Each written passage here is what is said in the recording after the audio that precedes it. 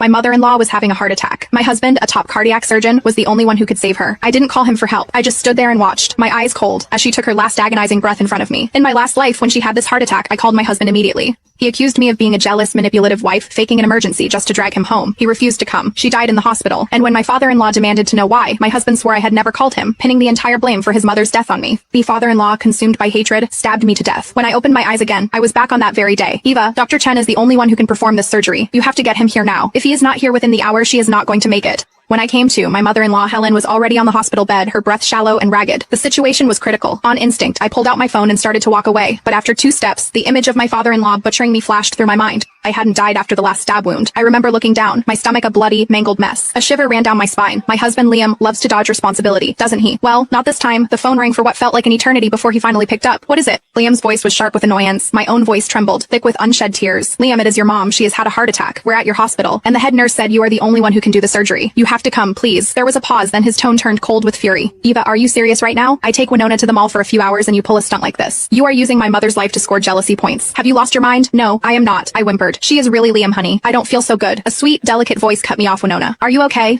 Liam's voice instantly shifted to panicked concern. He didn't forget to hiss a final threat into the phone. Eva, I hope you are happy now, and you better stop cursing my mother with these fake illnesses, or I swear to God, you'll regret it. He hung up. I looked up. The faces of the emergency room staff around me were a mixture of awkwardness and pity. I offered them a helpless smile. Last time, I'd rushed out of the room to make the call, trying not to upset Helen further. But when everything went to hell, Liam, terrified of the hospital's reprimand and his father's wrath, denied I had ever contacted him. This time, I made sure to make the call in front of everyone. I needed witnesses, but that wasn't enough. I hit redial once, twice, 3 times. On the 4th try, the call wouldn't go through.